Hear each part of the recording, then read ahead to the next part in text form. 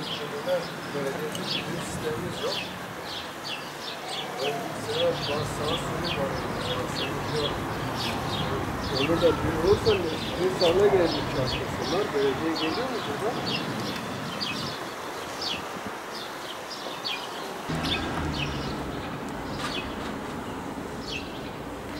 Euzubillahimineşşeytanirracim. Bismillahirrahmanirrahim. Elhamdülillahi ve kefâ ve salatu ve selamu ala ibadihillezîne istafâ. Pek aziz ve muhterem kardeşlerim, hepimizin malumu olduğu üzere Cenab-ı Allah nasip eylerse inşallah önümüzdeki cumartesiyi pazara bağlayan gece Kur'an-ı Kerim'in ifadesiyle 1000 aydan daha hayırlı bir geceye, Kadir gecemize erişmiş, kavuşmuş olacağız. Allah nasip eylerse. Öyle bir gece ki Efendimiz Aleyhissalatu vesselam bu geceyle ilgili men kâme leyletel kadri imanen ve ihtisaben gufira lehu ma taqaddeme min zenbihi buyurduğu bir gece. Yani her kim inanarak, sevap ve mükafatını da yalnız Allah'tan umarak Kadir gecesini ihya ederse Cenab-ı Allah onun geçmiş günahlarını bağışlayacağını Peygamber Efendimiz Aleyhissalatu vesselam bizlere müjdeliyor. Kadir gecesi gerçekten hayatımızdaki önemli gün ve gecelerin en önemlilerinden birisi.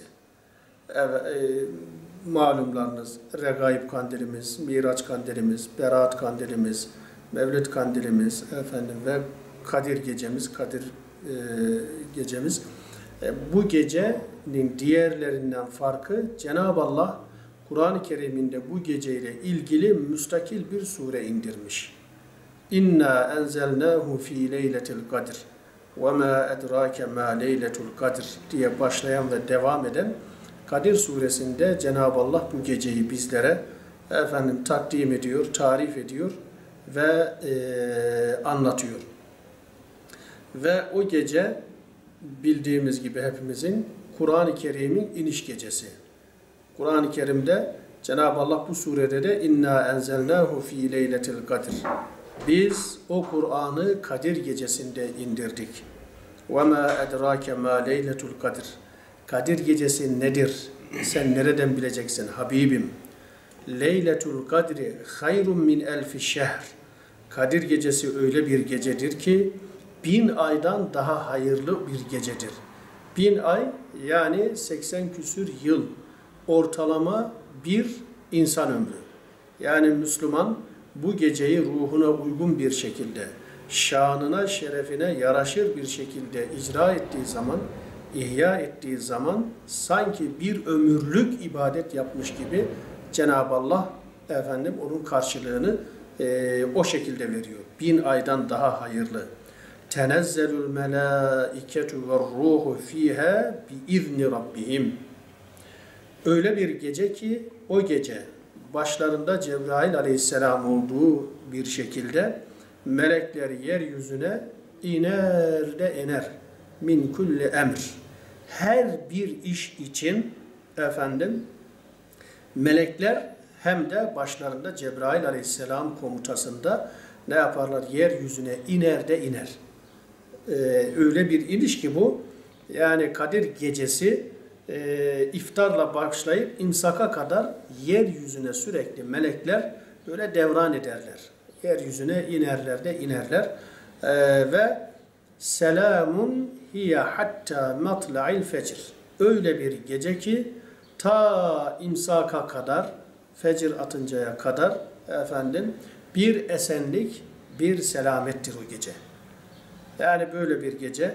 Tabi bu geceyi Kadir gecesi yapan, Kadri kıymet gecesi yapan hususların başında bu gecede insanlığı karanlıklardan aydınlığa, batıldan hakka, şerlerden hayırlara, kötülüklerden iyiliğe, erdeme, fazilete çıkaran insanlığı Kur'an-ı Kerim'in doğum gecesi olduğundan dolayı bu gece Kadr-ı Kıymet gecesi. Yani bu geceyle beraber insanlığın efendim gidişatı nedir? Tersine dönmüştür. İnsanlar efendim bu geceyle beraber, bu gecede gelen Kur'an'la beraber insanlar insanlık değerini elde ettiler. Efendim işte bu geceden önce cahiliye döneminde diri diri toprağa gömülen kızlar ayaklarının altına efendim nedir? Cennetler yerleştirilen bir gecedir Kadir gecemiz. Bu geceden önce yani Kur'an gelmeden, İslam gelmeden önce insanlar çırılçıplak efendim kadın erkek karışık bir şekilde Kabe'de ibadet yapar, tavaf ederlerdi. Bu geceyle beraber şanına ve şerefine yaraşır bir hale geldiler. Bu geceden önce insanlar efendim boyunlarında, ayaklarında zincirlerle köle pazarlarında efendim köle niyetine, köle olarak alınır satılırlardı. Ama bu geceyle beraber insanlık efendim şerefini, değerini ve lekad kerramna beni Adem biz insanoğlunu mükerrem kıldık dediği o değerine kavuştu bu geceyle beraber. Yani bu gece örnekleri uzatmak ve daha da çoğaltmak çoktur, mümkündür. Ama bu gece insanlığa kadri kıymetini bildiren ve tanıtan bir gecedir. Yine bu gecenin işte Kadir gecesi, Kadir kıymet gecesi. Bir manası da kader gecesi. İbn Abbas'tan gelen rivayetlere baktığımız zaman bu gece Cenab-ı Allah insanların kaderini çizdiği gecedir. Efendim bir yıl boyunca yaşayacağı, başına gelecek olan olayları, efendim işte hacca gidecekler, umreye gidecekler, evlenecekler, ölecekler, kalacaklar. Yani kaderimizin çizildiği bir gece olduğunu da efendim yine İbn Abbas'tan gelen rivayetlerden öğreniyoruz. Bu geceye tefsirlere baktığımız zaman kadir manasının, kader manasının bir manası da daralmak. Yani bu gecenin bir manası da daralma gecesi. Neden daralma gecesi? Ayeti celilede Cenab-ı Allah buyuruyor. Tenezzelül melâiketu ve ruh. Başlarında Cebrail ile beraber melekler yeryüzüne iner de iner. Bu ayeti celilelerin tefsirindeki rivayetlere baktığımız zaman yeryüzüne o derece o kadar melekler iner ki adeta yeryüzüne sığmazlar. Adeta yeryüzü meleklere dar gelir. Böyle kıymetli bir gece. Böyle özel bir gece. Hatta yine bu ayeti celilelerin tefsirinde bu konularla ilgili rivayetlerde şöyle bir rivayet geçer. Eğer Kadir gecesini icra ederken, Kadir gecesini ihya ederken bir ürperti, efendim bir titreme, böyle içinizde böyle bir titreme, gözlerinizde yaşarma gibi bir şey hissederseniz bilin ki o anda Cebrail aleyhisselam sizinle musafaha ediyordur diye rivayetlerde bu gecenin kadri kıymeti farklı bakış açılarıyla anlatılmış.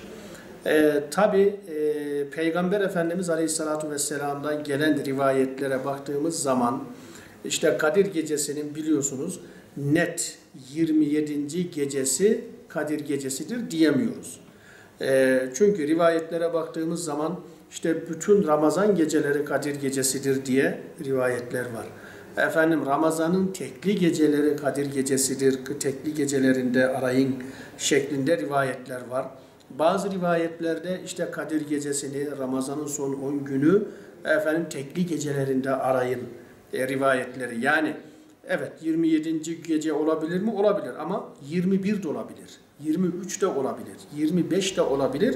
27 de olabilir. 29 da olabilir. Yani kesin, net, garanti Kadir gecesi efendim Ramazan'ın 27. gecesidir diye bir husus ne Kur'an'da ne de sünnette Peygamberimizin hadis-i şeriflerinde yok. Ama hadis-i şerifleri ağırlıklı rivayetler son 10 gününün tekli geceleri ve 27. gecesiyle ilgili de rivayetler var. İşte bundan dolayı öylesine kadir kıymet gecesi ki bu asla ıskalanmaması gerekir.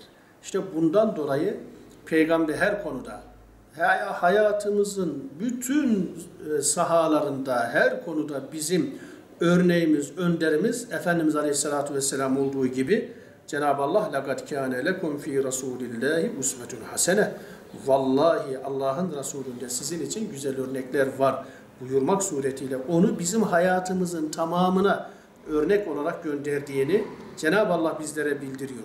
O güzel peygamberimiz, sevgililer sevgilisi, gönüller sultanı peygamberimiz Ramazan-ı Şerif'in son 10 günü geldiği zaman Hazreti Ayşe validemizin ifadesiyle İzâ dakale el-aşrul evâhir min Ramazan ahyel leyle ve eykaza ehle ve şeddel mizar. Ramazan'ın son 10 günü geldiği zaman Allah Resulü gecelerinin tamamını artık ihya eder. Hem de öyle tek başına da değil. Ve eykaza ehle. Çoluğunu çocuğunu da kaldırırdı. Onlarla beraber aşırı derecede ibadet yapardı. Buyurmak suretiyle yani Peygamberimizin Ramazan'ın son 10 gününü tamamını mescitte ibadetle geçirdiğini. Şimdi biz Peygamberimizin bu hareketinde neyi anlıyoruz? Yani Allah Resulü niye son 10 günün tamamını artık tamamen mescitte Rabbi ile beraber geçiriyor? Ramazan'ın son tekli gecelerinde gizli olan, meknun olan kadrinin kıymetinin hesabını hiçbir kulun yapamayacağı o Kadir gecesini ıskalamama adına, kaçırmama adına Allah Resulü Ramazan'ın son 10 gününün tamamını artık mescitte Rabbine ibadetle geçiriyor. Ve burada nedir? Bize de bir yol gösteriyor. Bize de bir örneklik teşkil ediyor. Onun için bizim büyüklerimiz yani Peygamberimizi iliklerine kadar yaşamış olan büyüklerimiz her geleni Hızır, her geceyi Kadir bil demişler. Onun için bizler de inşallah büyük bir heyecanla, aşkla, inşallah bir ömre bedel mükafatlar ve sevaplar kazanma adına her şeyden öte Rabbimizi kendimizden razı ve hoşnut etme adına inşallah bu Ramazan'ın son gecelerinin tamamını ama özellikle de Kadir gecesi olmasını temenni ettiğimiz 27. gecesini Peygamberimizin örnekliğinde dolu dolu ibadetlerle, Kur'an-ı Kerimler okuyarak, zikri tesbihatla, varsa kaza namazlarımızın edasıyla, nafile namazlar kılmak suretiyle, hepsinden öte dualarla. Hazreti Ayşe validemiz işte o peygamberin yani Kadir gecesini ıskalamama adına tüm gecelerini Rabbi ile geçiren peygamberimizin